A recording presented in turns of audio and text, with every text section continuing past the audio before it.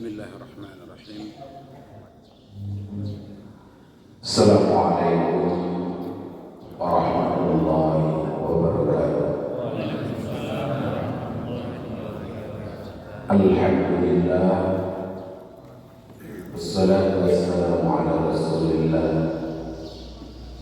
Asyhadu an la ilaha illallah wahdahu la syarika lah, wa asyhadu anna Muhammadan abduhu wa rasuluh sallallahu alaihi wasallam la nabiyya ba'dah.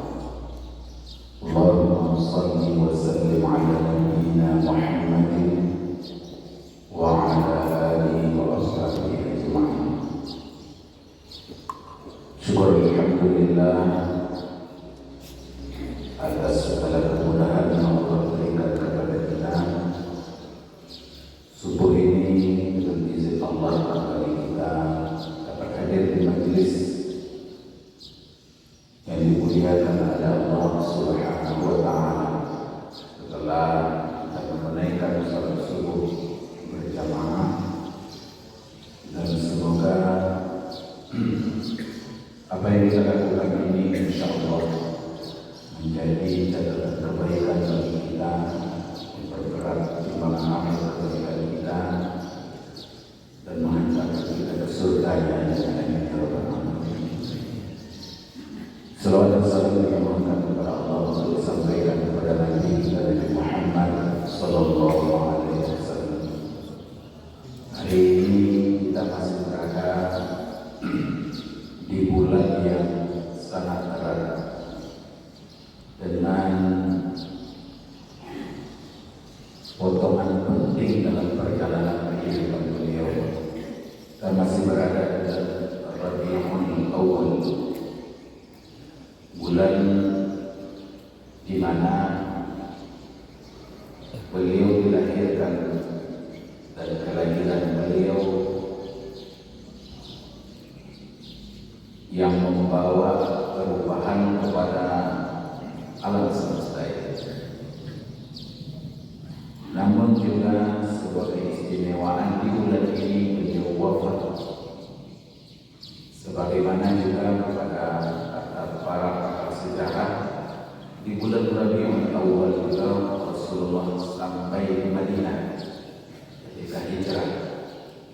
Jadi bulan Rabiul Awal ini di antara bulan-bulan penting dalam perjalanan sejarah Islam, walaupun tidak termasuk 4 bulan huruf, 4 bulan yang penting.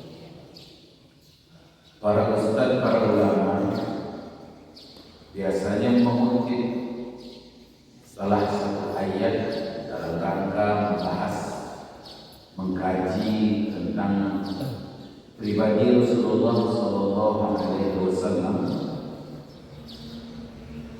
Apabila berceramah tentang maulid atau tentang sejarah Nabi, ayat yang populer bagi kita yaitu laqad kana lakum fi Rasulillah uswatun hasanah liman kana yarjullaha wal yawmal akhir wa dzakarallaha katsiran. Sesungguhnya telah ada pada diri Rasulullah itu suri teladan yang baik bagi yang mengharap rahmat Allah dan kedatangan hari kiamat, dan dia banyak menyebut Allah. Hari ini kita kupas ayat ini, tapi kita lihat dari sisi nilai-nilai sejarahnya, kenapa sampai turun ayat ini dan penekanannya di mana. Kita jadi tafsir. Yang kita tahu selama ini, kita membaca ayatnya, ini adalah penegasan Allah bahwa dan jaminan dari Allah bahwa ada suri tauladan dalam kehidupan Nabi sallallahu alaihi wasallam. Ayat ini Bapak dan Ibu sekalian, untuk kita ketahui terdapat di dalam surat Al-Ahzab ayat yang ke-21. Al-Ahzab artinya adalah sekutu atau gabungan atau koalisi kalau bahasa ini. Dan ini contoh kisah bagaimana kejahatan, keburukan itu dapat bekerja sama, dan semestinya juga kita akan melihat nanti kebaikan dan kebenaran itu harus pula bisa bekerja sama.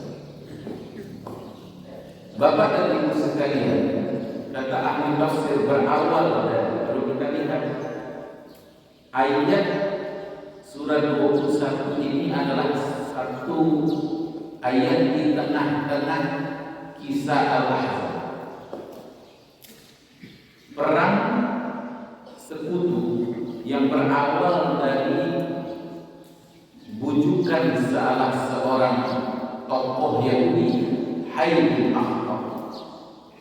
Dia pergi ke Mekah menemui kaum kafir Quraisy. Apa katanya? Dia mengajak bagaimana menundukkan, mengalahkan dan menghentikan perkembangan Islam di Madinah dengan berbagai macam bujuk rayuan. Maka tergodalah Quraisy karena satu kepentingan yang sama. Apa kepentingannya? Untuk mengalahkan Nabi Muhammad dan perkembangan Islam.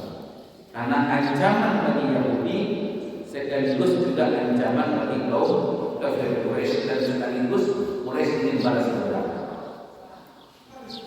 Dalam perjalanannya terbawa pulang kelompok Bani Ghatfan dan kelompok-kelompok yang lainnya. Terkumpullah kurang lebih 10.000 pasukan koalisi. Jadi termasuk koalisi umum. Jadi bahkan Wahbah Az-Zuhaili menyebutkan sampai 15.000. Pada saat itu pasukan kaum muslimin hanya mencapai 3.000 orang. Jadi kalau di angka 10.000 berarti sepertiga dari pasukan koalisi atau 1/3. Kalau seperti pendapat Wahbah Az-Zuhaili berarti 1/5, 1/5. Tentu tanding yang tak setanding.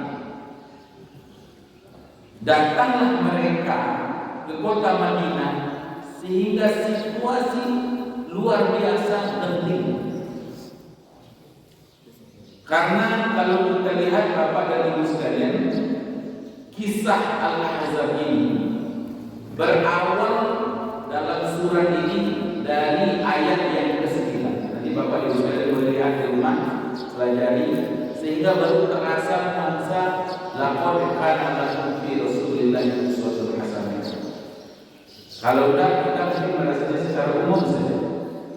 Kalau kita baca Bapak dan Ibu sekalian, di ayat ke-9 Allah Subhanahu wa taala memulai menceritakan bagaimana genting suasana perang Ahzab yang nanti juga akan dikenal dengan perang Khandaq.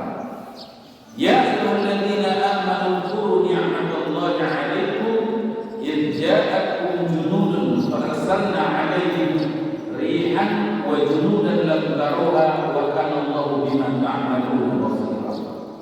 Hai orang-orang yang beriman, ingatlah nikmat Allah yang telah Allah karuniakan kepadamu ketika datang kepadamu tentara-tentara. Jadi ini bukan orang biasa. Yang datang itu junub, yang datang itu pasukan terlatih, tentara-tentara dari berbagai latar belakang. Sama latar belakangnya para tentara dari kaum kafir Quraisy dan suku-suku yang berada di sekitarnya.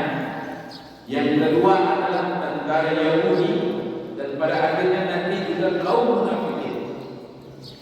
Kami kirimkan kepada mereka angin topan, tapi nanti mereka ini dikalahkan oleh kaum muslimin tanpa bertempur. Allah kirimkan pertolongan dan tentara yang tidak kamu lihat, yaitu malaikat, dan Allah Maha melihat apa yang kamu kerjakan. Di ayat berikutnya, hunalika ubtiliyal mu'minuna wa zulzilu zilzalan syadida. Situasi ini dikepung dari atas dan bawah, dari barat dan timur. Sementara jumlah pasukan kaum muslimin hanya 3.000 orang. Di depan sana bala tentara terlatih 10.000 orang, bahkan sampai 15.000 orang. Saat itu kekhawatiran dan kecemasan terjadi. Sebelum peperangan ini terjadi, Rasulullah menginstruksikan agar perang dilakukan dalam kota. Kata beliau, kita bertahan dalam kota. Kenapa kita bertahan di dalam kota? Tentu demi pengamanan kota Madinah dan anak, dan tentu juga kaum perempuan. Di saat itu salah seorang sahabat Nabi, Salman Al-Farisi, mengusulkan bagaimana kalau peperangan itu tidak di dalam kota. Dia bertanya kepada Rasulullah, ya Rasulullah, apakah ini wahyu? Kata Rasulullah, tidak, ini pendapat saya. Bagaimana ya Rasulullah kalau kita berperang di luar kota? Dengan cara menggali parit, karena pasukan kita terbatas. Karena kalau kita bentengi kota Madinah ini dengan 3.000 orang ini, pasti ada sisi lemah. Sementara kota Madinah itu ada gunung di kanannya. Kemudian Bapak dan Ibu sekalian, ada lembahnya. Lembah ini saja yang kita gali. Kurang lebih kalau dalam sejarah itu sekitar 2 kilo.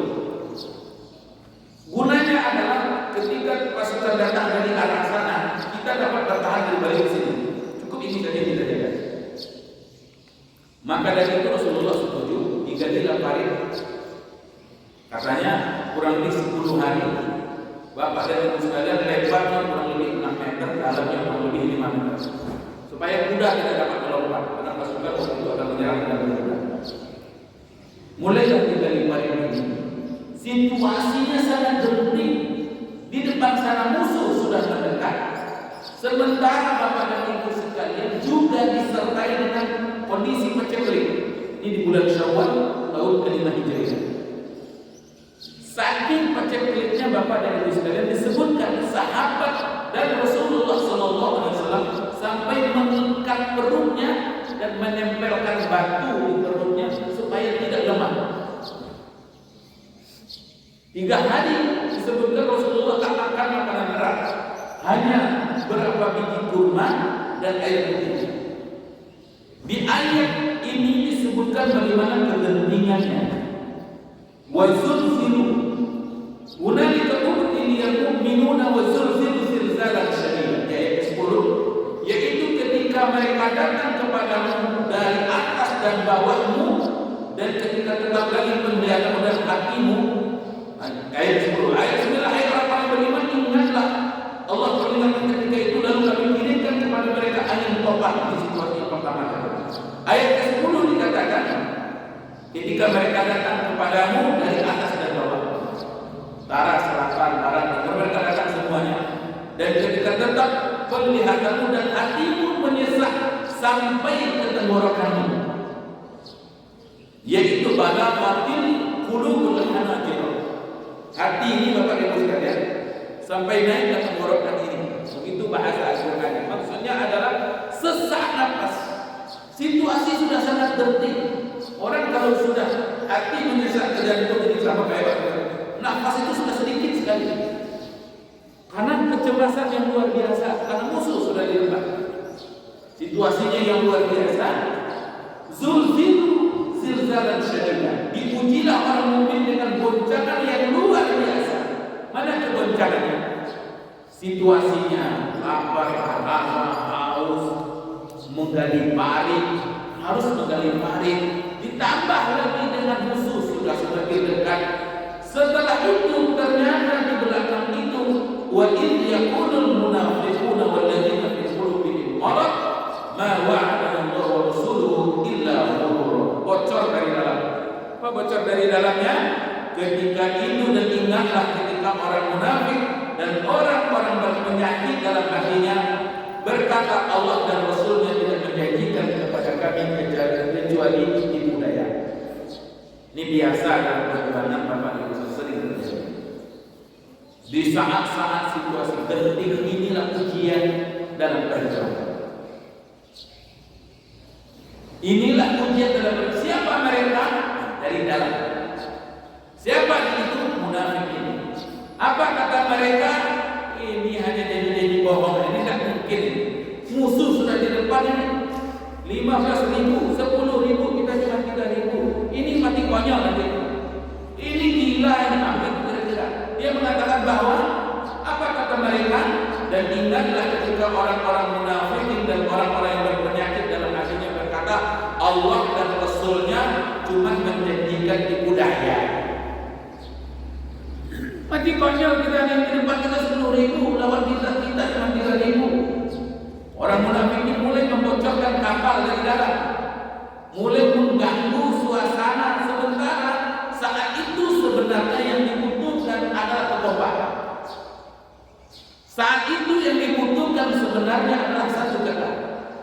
Tapi di saat itu pula, Bapak dan Ibu sekalian, ada orang-orang yang justru membahayakan dan merusak ketahanan dari dalam. Dan ini jauh lebih berbahaya Bapak dan Ibu sekalian jika musuh itu dari depan. Musuh yang paling berat itu adalah ketika merusaknya dari dalam. Musang berburu domba, belanda hitam, apa namanya, leather berkulit hitam. Gayanya lebih Eropa lagi dari Eropa, lebih penjajah lagi dari penjajah, lebih jahat lagi dari musuh yang datang dari luar. Dia berada di dalam. Kaum munafik. Kalau kita lihat Bapak dan Ibu sekalian, ini satu yang selalu mengganggu dan merusak. Kalau kita lihat perjalanan sejarah, begitu juga dalam perang Uhud misalnya. Kan kenapa Uhud dan perang Uhud ini pasukan kaum muslimin menjadi terpukul pula? Salah satunya adalah berbaliknya salah satu kelompok dari munafikin dan tidak mau ikut berperang. Bapak dan Ibu sekalian, apa kata mereka? Wa in qala qa'imatun minhum ya ahla Yathrib la maqama lakum farji'u wa yasta'dinu fariqun minhum an-nabi yaquluna inna buyutana 'awra wa ma hiya bi'awra wa in yuriduna illa firara. Apa kata mereka? Dan ingatlah ketika segolongan di antara mereka berkata, wahai penduduk Yathrib, wahai penduduk Madinah, tidak ada tempat bagimu, tidak akan menang menjadi apalagi yang mau kita kejar. Maka kembalilah kamu. Dan sebahagian dari mereka minta izin kepada Nabi untuk pulang. Saat-saat penting itu Bapak dan Ibu, jadi begitu. Kalau ada peluang menang, dia merasa ikut bahagia itu. Kalau menang dia cakap, kami tak satu berjuang Pak. Tapi kalau kalah aja kalau mau kece, nah kami kece, siu-siu kerana itu. Jadi hati-hati dan perlu periksa lagi dengan kita. Biasanya Bapak dan Ibu sekalian bila perjuangan telah menunjukkan hasil, semua orang ingin menunjukkan bahwa dia berperan, bahwa dia berprestasi, bahwa dia otak semuanya. Yang dulu berjuang, yang berhasil, yang merintis ketika sulit tertinggal saudara. Itu akan ditinggal.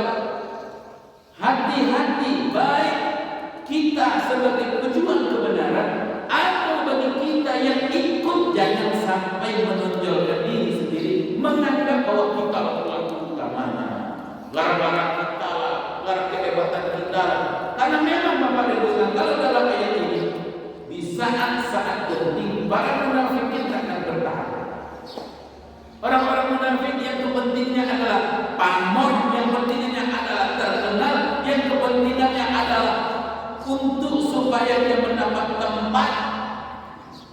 Kalau di saat-saat lapang, saat lapang bisa. Maka GSB ini sebenarnya saringan para pejuang. Kenapa? Ya kalau masjidnya masjid raya kita ini, masjid agung kita ini lelang. Coba masjidnya dan jam 3 pagi jam 3 kita di situ naik jembatan pakai motor ya pulang naik pick up pulang ya.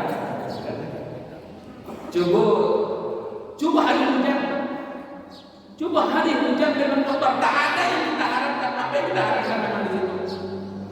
Siapa yang sempat melihat kita dalam gelap seperti itu? Bagaimana kalau perjuangan itu sedang membutuhkan uang?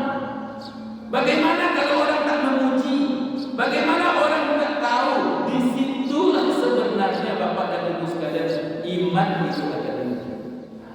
Di saat musuh di depan, di saat perut lapar, di saat ancamannya adalah nyawa, di saat kepentingan itu, di situ saringan. Kalau di saat semua akan pegang mic, semuanya ingin pegang mic. Kita akan minta tokoh, semuanya merasa tokoh di situ. Maka sebenarnya yang baik itu memang yang di belakang layar, tapi tidak nampak ke kamera kan sedang ngomong. Yang di belakang layar, ini kan tokoh-tokoh. Ada banyak Bapak dan Ibu sekalian, pejuang tak terlihat. Ada banyak orang-orang yang berjasa tapi tak pernah tampil. Ini agak kita dalam kategori orang. Tapi orang munafik, maka dari itu kalau ada kebaikan katanya kami berbuat. Tapi kalau ada kegagalan bersama dulu kan kami kecil. Kalau dia siu-siu tu, mana piti, mana seperti itu. Apa katanya pulang lagi ke kota? Anak-anak itu padahal itu hanya akal-akalan saja. Ketika sekolah dari mereka mengatakan kembalilah kita, sesungguhnya rumah-rumah kita terbuka dan rumah-rumah kita sekali.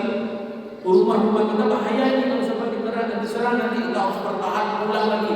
Padahal itu akal-akalan mereka untuk tidak ikut berperang bersama Rasulullah. Kalau dia sendiri diserang dari segala penjuru, kemudian diminta kepada mereka supaya murtad, saya mereka mengerjakan. Supaya bagi mereka tidak ada prinsip dalam hidup ini. Bagi mereka hanya kepentingan mereka saja. Bahkan disebutkan dalam ayat ini, jika dikatakan kepada mereka murtad, kenapa? Bagi mereka yang penting adalah kepentingan mereka saja. Mereka selamat untuk dapat. Tidak ada soal cinta tanah air, omong kosong. Tidak ada soal mempertahankan agama, itu hanya omong kosong saja. Yang ada bagaimana pundi-pundi berisi. Yang bagaimana mereka dikenal, mereka tercatat, mereka dianggap hebat. Bahkan jika harus murtad dari agama, mereka akan mengatakan siap murtad. Kenapa? Karena yang penting mereka selamat, perut kenyang. Maka disebutkan Bapak Ibu sekalian, walau dukhlan alaihim aqariha su'ilu minna la'atuha wa ma talabbathu biha illa yasira. Takkan berpikir lama. Mereka kalau diajak, ayo kafir, ayo murtad, apa kata mereka? Mereka akan berpikir oke. Kenapa? Karena yang penting bagi mereka yang tadi urusan duniawinya. Padahal Bapak dan Ibu sekalian dalam ayat berikutnya dikatakan, dan sesungguhnya mereka sebelum itu telah berjanji kepada Allah. Dulu sudah berjanji. Apa kata mereka? Mereka tidak akan berbalik melangkah mundur, dan ada perjanjian dengan Allah akan minta pertanggungan apa yang dijadikan dengan Allah Taala. Dulu sebelum nampak musuh, sebelum lihat situasi yang penting, apa kata mereka? Kita berjanji setia, kita akan tetap bertahan dalam kebenaran. Tapi begitu melihat, ayo kita ada hubungan lawan. Bapak dan Ibu sekalian, dan padahal lari mereka itu tidak akan membawa keselamatan. Katakanlah lari sekali tidak akan berguna bagimu jika kamu melarikan diri dari kematian atau pembunuhan, dan jika kamu terhindar dari kematian, kamu juga tidak akan mengucap kesenangan kecuali sebentar.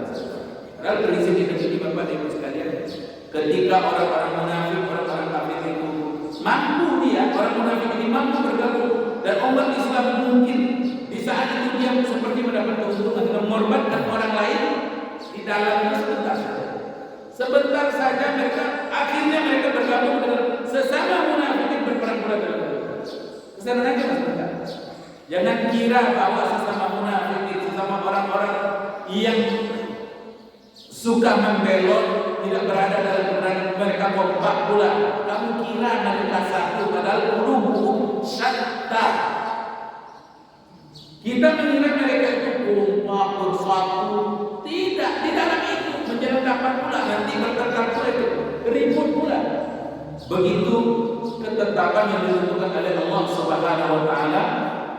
Karena tidak ada yang akan menyelamatkan. Katakanlah saya dapat melindungi kamu dari takdir Allah jika menghadapi bencana atau menghadapi rahmat untuk dirimu dan orang-orang munafik. Orang-orang munafik itu tidak memperoleh bagi mereka perlindungan dan penolong selain Allah. Sesungguhnya Allah mengetahui orang yang menghalang-halangi di antara kamu dan orang yang berkata kepada saudara-saudaranya, marilah kepada kami, dan mereka tidak mendatangi peperangan mereka sebentar saja. Bapak dan Ibu sekalian, sampailah nanti ayat yang ke-21 turun ayat laqad kana lakum fi Rasulillahi uswatun hasanah liman kana yarjullaha wal yawmal akhir wa dzakara Allaha katsiran. Apa hubungannya? Kita baca terus sampai bawah Bapak sekalian. Saya hanya ingin menggambarkan saja. Kata ahli tafsir, Allah katakan sebenarnya Nabi itu tauladan dalam segala hal. Tapi ketauladanan Nabi ditegaskan dalam surat Al-Ahzab ini turun dalam situasi ayat perang Ahzab atau yang dikenal juga dengan perang Khandaq, mengingatkan bahwa sangat terlihat sabar, keteguhan Nabi, perjuangan Nabi, ketegaran Nabi, kekuatan Nabi terlihat sekali dalam situasi genting seperti ini. Sebagaimana Bapak dan Ibu sekalian, kalau mau lihat nilai-nilai perjuangan itu, coba bawa dia dalam situasi sulit, Pak. Kita kalau mau lihat teman setia, teman seperjuangan, coba lihat kalau orang dalam perjuangan, kalau kawan tertembak, lainnya selamatkan nyawa kawan, lainnya satu menembak, tembak mati badala bareng. Ujian itu Bapak dan Ibu sekalian, ujiannya dan ini akan sangat terbuka adalah dalam situasi sulit. Kalau dalam situasi sudah menang, kalau dalam situasi sudah mendapatkan apa yang dicari, semuanya akan merasa hebat. Tapi dalam situasi genting seperti ini, coba kita lihat dalam perang Khandaq disebut oleh pakar sejarah. Di antaranya parit yang digali hanya dalam waktu 10 hari, kira-kira berapa meter seorang? 2 kilo yang digali, lebarnya kurang lebih 5 meter, dalam 6 meter, dalamnya kurang lebih 5,5 meter. Dan yang lebih berbahaya ketika itu ada beberapa bongkahan batu yang tak bisa dipecah. Nah, kalau sahabat memecah. Padahal mereka orang-orang yang hebat-hebat, orang yang kuat dan dipacu oleh situasi genting. Di saat itu datang mereka kepada Rasulullah. Jabir bin Abdullah datang kepada Rasulullah. Berkata kepada Rasulullah, ya Rasulullah, ada bongkahan batu yang bisa pecah. Rasulullah turun mengambil kampak pemukul tersebut, beliau pukulkan dan pecah sampai mengeluarkan api batu. Kalau batu dipukulkan lama percikan api. Bapak dan Ibu sekalian, seorang pemimpin dalam keadaan lapar, dalam keadaan haus, dalam keadaan musuh di depan, sudah ancaman sudah sangat jelas. Rasulullah berada di barisan terdepan, bahkan menjadi benteng terakhir. Bagaimana menjadi benteng terakhir? Beliau yang memecahkan batu yang tak pecah oleh sahabat. Ketika itu dalam beberapa riwayat ditemukan Rasulullah sampai mengatakan bahwa begitu api ini terpercik, kata Rasulullah, akan dibukakan bagi kalian Persia, akan dibukakan bagi kalian Romawi, akan dibukakan bagi kalian Yaman, dipukulkan seperti itu. Karena waktu itu kekuasaan besar ketika itu. Kira-kira kalau kita dalam situasi ini, Bapak Ibu sekalian, dalam situasi musuh di depan, sudah sangat dekat, perut lapar, kondisi genting, diberi sebuah pengharapan. Kalau manusia normal seperti kita biasa-biasa saja, atau manusia kebanyakan mungkin kita kejar jalan isu orang kagian pengasaran gini, tapi dia tak mati gitu. Tapi apa yang disampaikan oleh Rasulullah sebuah pengharapan. Padahal hari ini kondisi genting. Apa kata Rasulullah? Akan dibukakan, akan kalian taklukkan nanti Romawi, akan kalian taklukkan Persia, akan kalian taklukkan Yaman. Apa kata para sahabat? Apa kata para sahabat? Ya Rasulullah, jadikan penaklukan itu di tangan kami. Di tangan kami ya Rasulullah. Ini optimisme, harapan yang luar biasa dari Rasulullah dan keimanan mereka kepada Rasulullah, dan sambutan yang luar biasa pula dari para sahabat yang tidak goyah sedikit pun keyakinannya kepada Allah dan kepada Rasulullah. Jadi Bapak dan Ibu sekalian, iman itu diuji memang dalam situasi sulit seperti itu. Maka dari itu terlihat para sahabat kualitas imannya. Apa kata mereka? Kecuali yang munafikin tadi, yang munafikin lari, bahkan bergabung dengan pasukan musuh. Salah satunya adalah juga kelompok Yahudi Bani Quraisyah. Mereka sudah masuk ke pasukan musuh. Pindah ke sini Bapak dan Ibu sekalian. Apa kata mereka? Sini tidak ada kue, kok mana di situ kita udah pek. Siko saya kete, aku kalah. Kalau begitu, sudah hitungan mereka. Dan Bapak dan Ibu sekalian, apa yang terjadi? Sahabat malahan mengatakan, ya Rasulullah, di tangan kami taklukmu terhadap, di tangan kami ya Rasulullah, kami dapat menaklukkan Romawi, Persia, Yaman itu ya Rasulullah. Kenapa begitu? Ini pelajaran dari kita Bapak dan Ibu sekalian. Sahabat memperlihatkan, memang perut lapar, memang perut haus, memang kondisi genting, badan letih, badan lelah, musuh di depan, cuaca mungkin tak baik, semua boleh tak punya. Harta boleh tak ada, pasukan boleh sedikit, tentara mungkin tak kuat Bapak Ibu sekalian. Kita boleh saja kehilangan, tak untung dalam usaha, bahkan modal sudah habis. Yang tak boleh hilang dalam hidup kita adalah harapan Allah. Orang mukmin tidak boleh kehilangan harapan. Itu yang paling penting dari itu. Makanya kalau kita lihat Bapak dan Ibu sekalian, contoh terdapat dalam surat Al-Nashrah. Ketika Rasulullah Al-Nashrah dan surah Al-Duha ini kan surat yang turun setelah fatratil wahyi, terputusnya wahyu. Dihina, dihujat, dicerca, Nabi datang seorang perempuan sengaja untuk mengolok-olok membuli Nabi. Apa katanya?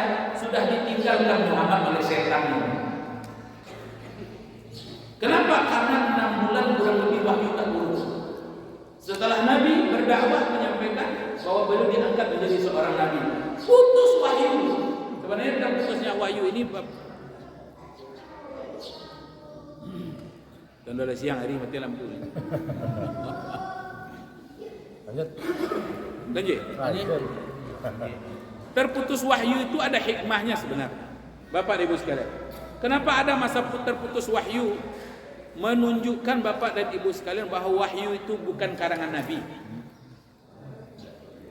Kalau Nabi yang mengarang, tidak akan terputus di harinya buatnya.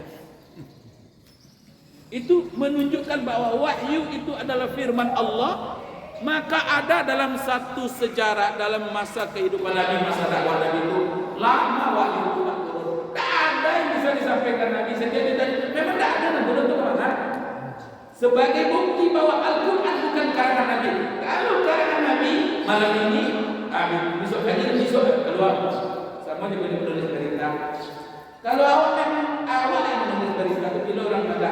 Kalau awak memang membuat karya itu, bila orang ada keluar berita. Ya, subuh berjamaah, sekolah ayat, keluar berita. Bekok alun payung dari situ berita keluar. Berita ada tulis. Biasanya sampai di rumah berita keluar. Alah ya, kata luang memberi malah deklarasi itu salah satu. Tak coba lihat Bapak Ibu sekalian. Maka dijawab oleh Allah. Tekanan-tekanan itu disebutkan dalam surah Al-Duha dalam surah Al-Nashrah. Akhirnya dalam Al-Nashrah saja kita. Al-Nashrah laka sadraka wa wada'na anka wizrak alladhi anqadha dhahrak wa rafa'na laka dhikrak. Kami muliakan engkau wahai Muhammad, kami angkat nama engkau. Fa inna ma'al usri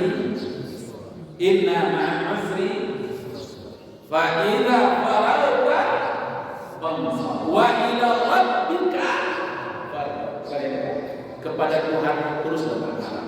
Dalam surah An-Nisa disebutkan wala tahinu fi ibtigha'il qaum. Jangan pernah kalian lemah dalam berhadapan dengan orang-orang yang memusuhi Islam, orang kafir, orang musyrikin. Jangan pernah lemah. Kenapa?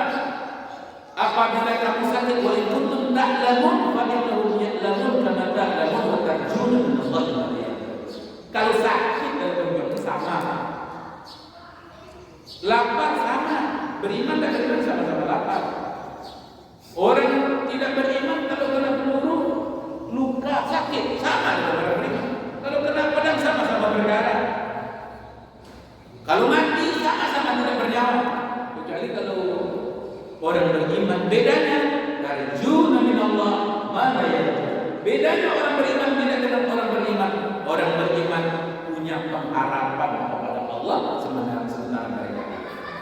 Di dunia ini boleh saja kita bertarung kalah. Di dunia ini bisa saja kita bertanding tidak menang. Di dunia ini bisa kita bersaing tidak mendapatkan apa-apa. Tapi bagi orang beriman ini belum final. Bagi orang beriman tarjuna min Allah ma la yarju. Bahkan kekalahan itu akan membawa kebaikan baginya di dunia dan pasti akan membawa kebaikan baginya di akhirat. Orang beriman tarjuna min Allah ma la yarju. Maka orang ketika itu sahabat Nabi mengatakan, ya Rasulullah, beri kami, doakan kami, di tangan kami, padahal belum makan. Padahal ini berada di dalam kondisi genting. Rasulullah tetap sabar, Rasulullah tetap memimpin, Rasulullah tetap bertahan. Bahkan dalam riwayat lain disebutkan dalam riwayat Jabir itu, datanglah inisiatif dari salah seorang sahabat Nabi melihat Nabi dalam keadaan lemah seperti itu, tidak makan, bahkan hanya air putih saja dalam beberapa hari belum pulang.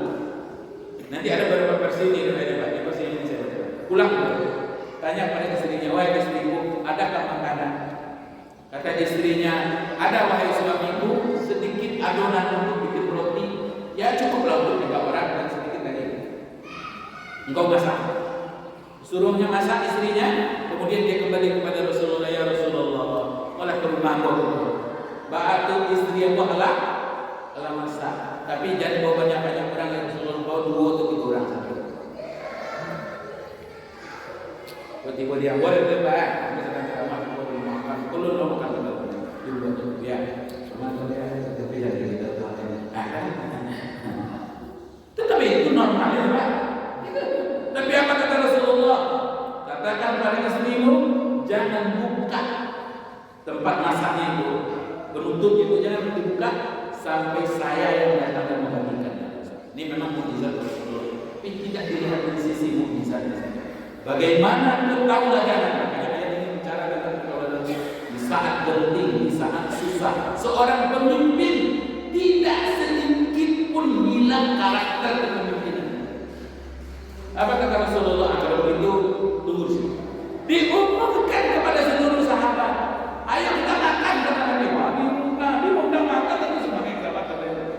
Bapak dan ibu sekalian, Rasulullah masukkan tangannya, dicuirkan roti, diambilkan daging, masing-masing.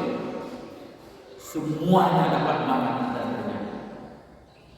Sehingga kata yang mau masak, nggak bisa dia berkata apa Bapak dan ibu sekalian sampai Rasulullah katakan, makan kamu dan keluarga juga dapat kebahagiaan.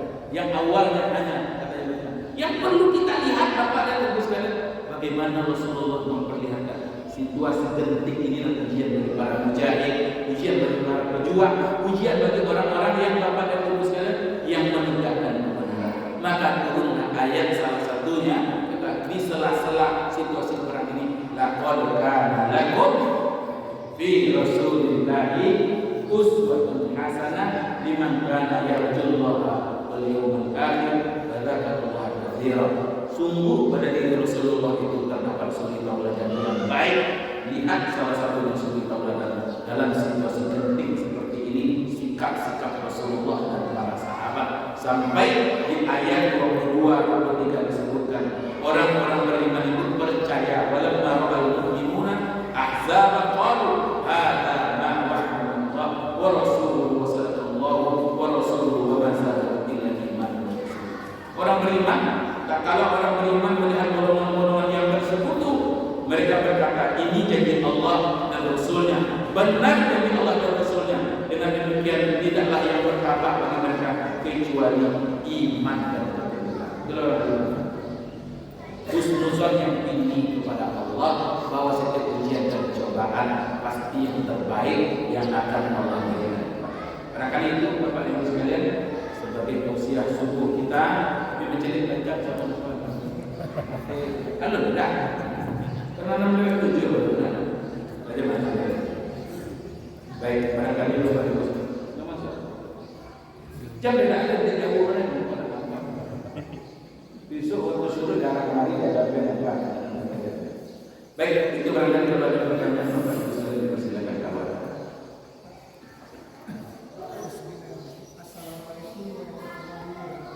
Waalaikumsalam.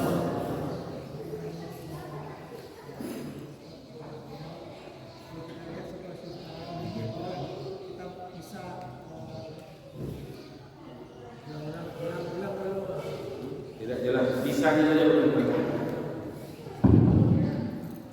Terima kasih. Pertanyaan lagi terkait dengan apakah kondisi yang dialami oleh sebuah tantangan itu bisa kita refleksikan dengan kita sekarang ini, dan apakah nilai karakter dari Rasulullah tersebut menjadi pedoman kita ke depan ini bagaimana menurut Ustaz? Terima kasih. Apa yang ada dalam Al-Quran ini memang untuk petunjuk bagi orang beriman sampai akhir zaman, sampai kapan. Maka ayat Al-Quran membaca tentu dengan Bapak Ibu sekalian dan prinsip-prinsip dasar yang sudah akan terus sejarah akan terus berulang. Karakter itu saja. Ada yang beriman, ada yang tidak beriman, ada yang di tengah-tengah. Yang beriman kalau mencari situasi sedang mantap, dia merasa bahagia dan berkuat kita. Tapi ketika suasana akan genting, mana mundur ke belakang. Ada satu ada. Ya, tidak seperti besok saja. Nanti seterusnya dari dulu sampai hari kiamat ini akan terus berulang. Pelakunya saja yang berubah. Maka kata penyanyi Al-Abad, dunia ini penuh sediwara. Semua dapat berubah, tapi pada prinsipnya semuanya berlakon dengan lakonnya masing-masing. Ceritanya berubah-ubah, tapi pemainnya itu juga, gayanya itu juga, mentalnya sama. Tak akan berubah, mentalnya akan sama dari dulu itu juga. Bahwa ada orang yang berjuang untuk kebaikan, bahwa ada orang yang berjuang untuk mengambil kesempatan dalam perjuangan orang lain, ada. Bahwa ada orang yang hatinya busuk, yang dia melihat situasi saja ada. Ada mereka yang belum apa-apa sudah goyah, ada mereka yang sampai titik darah penghabisan akan datang. Bahwa kebaikan diperangi bersama-sama oleh orang-orang yang memperjuangkan kemungkaran pasti. Maka selalu diingatkan dalam Al-Quran banyak ayat-ayat yang diingatkan. Salah satunya adalah bekerja samalah kamu dalam kebaikan. Kalau kamu tidak membuatnya, orang-orang yang kafir sana juga mereka akan membuat sekutu berkoalisi bersama-sama. Apakah ini dapat dianalogikan kepada situasi politik? Kapan saja dia laku terus. Sudah pasti itu. Dia akan terus berlaku sampai akhir zaman. Begitu keyakinan kita kepada Al-Quran. Tanpa kita harus menunjuk-nunjuk hidupnya masing-masing, kita sudah dapat keyakinannya bahwa takkan pernah bercampur air dengan minyak. Tidak akan mungkin iman dengan kufur itu satu. Dan masing-masing mesti akan berjuang dengan tujuan masing-masing. Di tengah-tengahnya ada yang selalu menanggung dari lalu. Kalau lakukan apa ini lagi? Bahwa masuk ke ada yang selalu akan kan menanggung dari kalau itu tahu kalau ada kalau kenapa udang kate kalau kalau ada naik kalian Bapak Ibu sekalian, Ini situasinya kapan saja bisa berlaku. Tidak, jangan politik saja bicara, bahkan di masjid, di kampung, di mana-mana. Akan begini karakter orang. Ada yang memang ikhlas tulus berjuang, ada yang Bapak dan Ibu sekalian tukang ambil itu merasa yang penting nama besarnya naik. Ada yang benar-benar Bapak dan Ibu sekalian yang kerjanya ini Pak akan menghalangi orang berbuat kebaikan saja. Dan itu sudah lumrah dan ada. Maka dari itu apa yang mau kita teladani? Yang mau kita teladani, bertahanlah dalam kebaikan. Kita menjadi bahagian pasukan Rasulullah walaupun sekarang kita tidak bersama Rasulullah. Yang mana? Lapar haus, tidak ada, hujan panas, cacian makian, bahkan orang-orang yang mencoba merongrong segala macam tak menjadi pengaruh bagi kita. Kenapa? Kita mengatakan ma wa'adallahu wa rasuluhu, apa yang dijanjikan oleh Allah dan Rasulnya kebenaran, itu aja. Tidak ada soal orang perorangan, tidak soal dengan janji orang, tidak dengan kita akad kita bukan dengan orang, akad kita dengan Allah. Kalau Bapak Ibu berakad dengan orang, karena orang tak ada satupun di dunia ini kecuali ujungnya kekecewaan. Dukung mendukung. Saya perjelas saja dalam politik misalnya. Dukung mendukung si anu, berpihak kepada si anu, berteman dengan si anu. Yakinlah kalau motivasinya tidak karena Allah dan Rasulnya, ujungnya kecewa. Maka silakan saja tokoh politik mau berganti-ganti, calon presiden mau berganti-ganti, calon gubernur mau berganti-ganti, calon bupati mau berganti-ganti, calon kepala negara mau berganti-ganti, pemimpin di mana saja mau berganti, kita tetap berada bahwa kita yakini semua yang kita lakukan hanya karena Allah dan Rasulnya, itu saja. Sehingga kalah kita tidak rugi, menang pun menang, kita tak perlu jumawa kita. Apa yang merugikan? Karena itu hanya bagian dari sunnah perjuangan. Bapak dan Ibu, kalau mau bisa dibawa sekarang saat situasi sekarang, jangan situasi sekarang saja. Bisa dibawa dalam situasi apapun bahwa ini sudah menjadi sunnah Allah dan ketetapan Allah. Kita tidak silakan memilih saja. Mau berada di pasukan Ahzab yang memerangi kebenaran, kira-kira begitu ya, atau mau berada dalam pasukan Khandaq yang menggali parit bersama Rasulullah bertahan memperjuangkan kebenaran, atau akan bersama dengan munafikin yang melihat cuaca dan suasana kemana kira-kira itu salah prediksi. Orang munafikin dalam surat Ahzab ini kan salah prediksi kok. Nang ngecehnya Ahzab nanti menang. Ini di situ. Rupanya yang mana? Rasulullah datang makin kencang, makin dingin, tercerabut tenda-tendanya semuanya. Sebulan namanya menunggu Rasulullah kabur. Jadi tanpa bertempur fisik, Islam menang dalam perang Ahzab. Kadang-kadang kan, dan itu kalau kita ceritakan bagaimana situasi dalam perang Ahzab ini, mereka sama mereka bertengkar. Mereka satunya mau bertahan, satunya nak pulang. Ribut semuanya. Abu Sufyan ketika itu akhirnya katanya, pulang lagi kita kemana? Salah prediksinya orang-orang munafik. Dia mengira bahwa dia berada pada barisan yang akan menang karena perbandingannya 10 dengan 3, 10.000 dengan 3.000. Kita prediksi kita hanya dengan iman kepada Allah. Di mana perjuangan kebenaran berdiri dari situ, menang kalah dalam hitungan dunia, insya Allah di hadapan Allah tetap menang. Janji Allah dan Rasulnya tak akan pernah salah. Begitu kira-kira sunnah perjuangan. Jadi kalau dibawa ke konsep politik hari ini terlalu kecil, sedikit sekali. Untuk konsep kehidupan dunia ini, Pak, dalam perjalanan dunia ini sampai hari kiamat akan berlaku sunnatullah begini terus. Di mana saja, tidak saja dalam pilpres, dalam pilkada, semuanya akan berlaku terus. Akan ada orang-orang yang tulus, akan ada orang-orang yang cari tulus. Jadi jadinya tulus jadi mimpi kan. Di mana dulu juga banyak kamu ini kan. Baik, silakan. Bu dan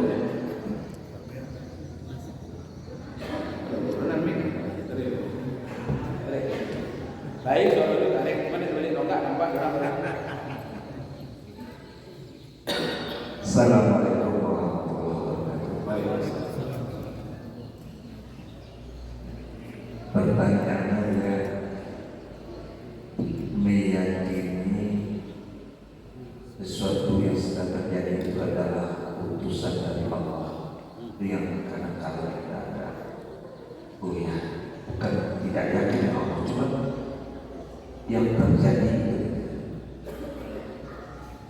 Misalnya dalam perjalanan kejadian itu, apa yang kita dengar kalian benar-benar bertolak belakang, dan kadang-kadang apa yang diucapkan itu sesuai dengan perbuatan.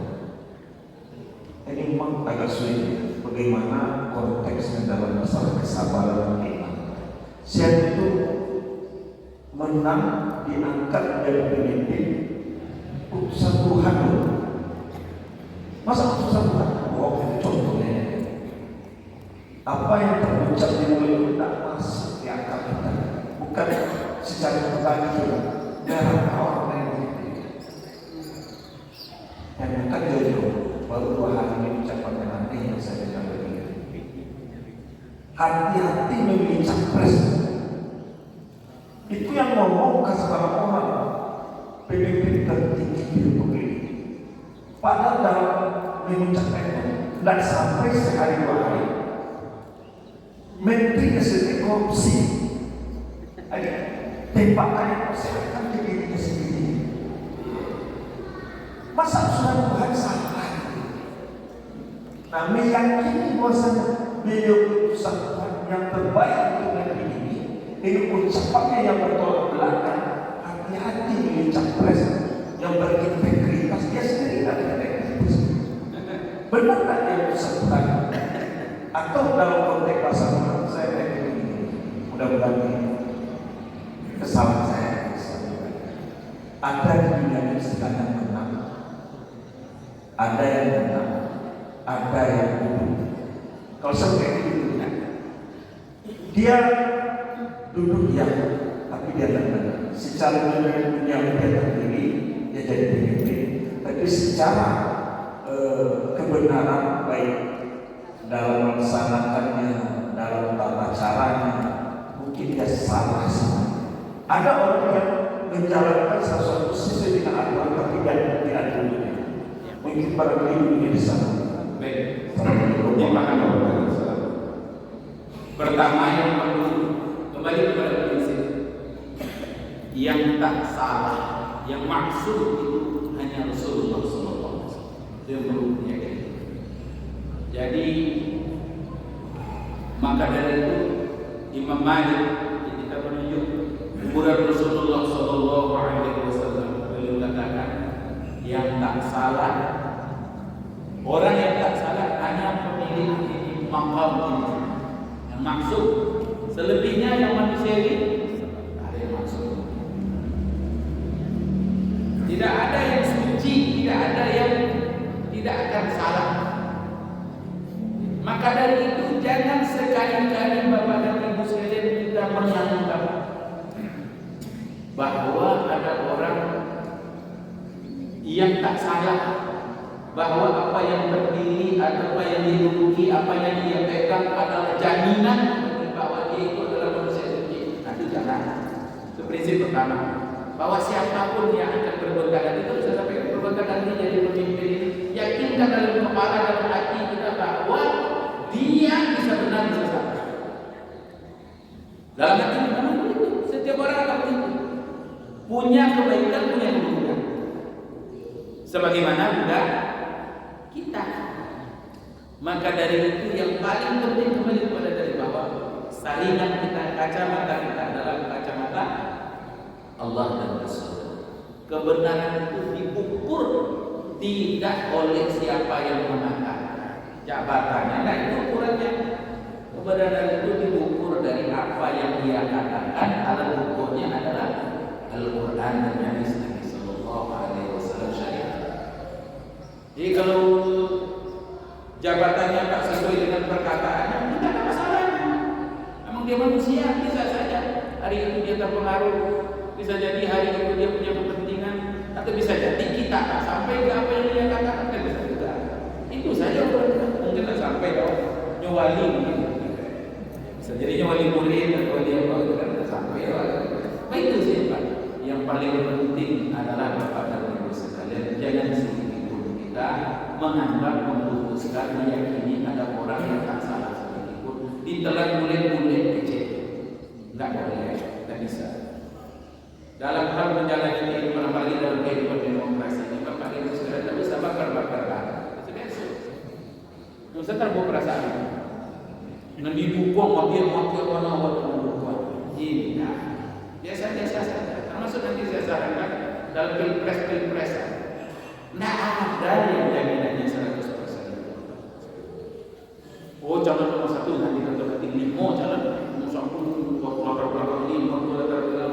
membuat awak berkaca selisih besar. Mau dari partai ini, mau dari partai ini, dia tetap manusia. Pasti ada kepentingan dan bahkan ketika menjabat nanti dia pasti akan terpengaruh oleh banyak hal. Kita yang duduk dalam ruangan ini bisa saja berbeda, tapi yang tidak boleh berbeda dalam prinsip ukhuwah dan saya lihat itu semuanya pasti akan ada intrik kepentingan, berubah-ubah terus perkataannya atau bertentangan dengan apa yang ya wajar dia manusia. Yang terjamin perkataannya perkataan Rasulullah SAW. Maka dari itu dalam ayat tadi kita sampaikan, itulah ungkapan, coba lihat di ayat 22 di ayat 23-nya. Orang-orang beriman, para sahabat mengatakan ada Allah wa Rasul. Yang tempat itu hanya janji Allah dan janji Rasulullah. Wasadaqallahu wa Rasul. Maha benar Allah dan Rasul. Baik, ada yang maha benar. Yang kacau hari ini ada orang yang mencoba mengangkat derajat orang yang tak perlu sampai ke derajat. Dikultuskan orang yang tak suci, yang tak kultus, tak ada yang dikultuskan. Maka memandang siapapun nanti berganti dengan ya tadi dulu yang begitu-begitu aja. Soal presiden dari dulu yang begitu saja. Soekarno punya kelebihan, punya kekurangan, Soeharto punya kelebihan, punya kekurangan, SBY punya kelebihan, kekurangan, sampai hari kiamat nanti siapapun presidennya. Bahkan kalau mau jadi presiden nanti yakinlah, kalau pernah membaca tafsir ini menyampaikan tentang Al-Quran, kamu punya kelebihan kekurangan, ada mami kan menjadi presiden. Kira kamu mungkin misalnya, itu nggak yakin dengan Allah dan Rasulnya. Yakin mungkin sih pada ada orang yang sama dengan presiden. Sama aja. Mau siapa tuh? Maka saya Bapak lihat, kamu cari status. Tak ada menulis tentang di media sosial tentang situasi politik. Bukan aku tidak berpihak kepada siapa-siapa. Karena situasi ini jangan sampai membuat bias antara satu sama lain. Jadi kalau dulu permainannya kemana? Arahnya. Tapi di saat nantilah aduh, teguhkan ikhtiar kita kepada Allah dengan istiqamah siapa yang tahu. Itu pun jangan kita nanti 100% seakan-akan pilihan kita lah yang paling benar. Dialah pejuang kebenaran, dialah utusan Allah. Sampai ke sini utusan Allah nabinya. Betul sama jangan begitu. Aku bayar begitu. Ini sunan apa dulu? Sunan Kalijaga. Sunan jaga kali. Jangan itu terlalu berlebihan. Jangan diputuskan orang yang tak perlu diputuskan. Yang bisa diputuskan yang disucikan yang disucikan oleh Allah. Itu Rasulullah SAW yang kita dapat masuk lebih daripada itu ya. Hari ini benar, besok bisa salah. Dan awak pun itu bisa jadi dan benar itu salah awak karena cara pandang kita. Jadi santai saja. Sahabat berperkara santai. Dalam politik itu kan santai saja. Termasuk ada kawanan maju, ada kawanan maju. Jangan emosional, santai saja. Musuh yang kosong berlalu untuk memperjuangkan kebenaran santai, jangan sampai rusak hubungan. Dah, ya, asal biasa. Dan kita kan tetap sungguh-sungguh berjamaah. Dan kita tetap akan berbuah, kita tetap akan bersaudara. Dan nanti kita doakan mudah-mudahan bangsa kita baik-baik saja. Amin ya rabbal alamin. Mudah-mudahan baik. Barangkali itu lebih kurang mohon maaf. Alhamdulillah. Assalamualaikum warahmatullahi wabarakatuh.